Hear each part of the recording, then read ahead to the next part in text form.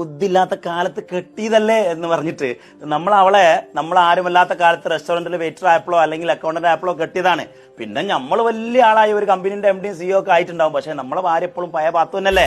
ഇപ്പോഴുള്ള പ്രശ്നം എന്ന് വെച്ചാൽ നമുക്ക് ഇപ്പോഴത്തെ പദവിക്ക് പറ്റിയ ആളെ നമ്മൾ തപ്പും, ഒന്നെങ്കിൽ കെട്ടും അല്ലെങ്കിൽ കൊണ്ടെടുക്കും. ഇത് രണ്ടായാലും നമ്മുടെ പരാജയത്തിലേക്കുള്ള തുടക്കമായിരിക്കാം ഇത്. കാരണം ഇവരിപ്പോ വന്നത് നമ്മുടെ ആരോഗ്യവും സമ്പത്തും പ്രശസ്തിയോ കണ്ടിട്ടാണ്.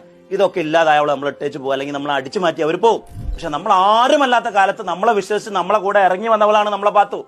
നമ്മളൊന്ന് വീണ് കടന്നാൽ നമുക്കൊരു മുറുക്ക് വെള്ളം തരാൻ അവളേ ഉണ്ടാവുള്ളൂ. അതുകൊണ്ട് തന്നെ നമ്മൾ ജീവിതത്തിൽ വളരുന്ന സമയത്ത് നമ്മുടെ സ്പൗസിനെ, ഭാര്യയെ, ഭർത്താവിനെയും കൂടി ഒരുമിച്ച് വളർത്തുക എന്നുള്ളത് വെരി ഇമ്പോർട്ടന്റാ. നമ്മൾ മാത്രം വളർന്നാൽ നമുക്ക് ഉയരത്തിൽ നിൽക്കാൻ കഴിയില്ല സമാധാനത്തിൽ. കാരണം എപ്പോഴും ഇവിടെ ഒരു ഇൻസെക്യൂരിറ്റിയും വഴക്കും കച്ചറയുമായിട്ട് ജീവിതത്തിൽ എപ്പോഴും പ്രശ്നങ്ങൾ ഉണ്ടാവും. അത് നമ്മുടെ പരാജയത്തിന് നയിക്കും. അപ്പൊ രണ്ടുപേരും ഒരുമിച്ച് വളർന്ന് നമുക്ക് ഏത് പദവിയിലും നമ്മൾ എത്തിയാലും കൊണ്ടുനടക്കാൻ പറ്റിയ ആളായിരിക്കണം നമ്മളെ പാത്തു. അപ്പൊ പാത്തുവിനെയും നമ്മളെ കൂടെ ഇങ്ങനെ വളർത്തി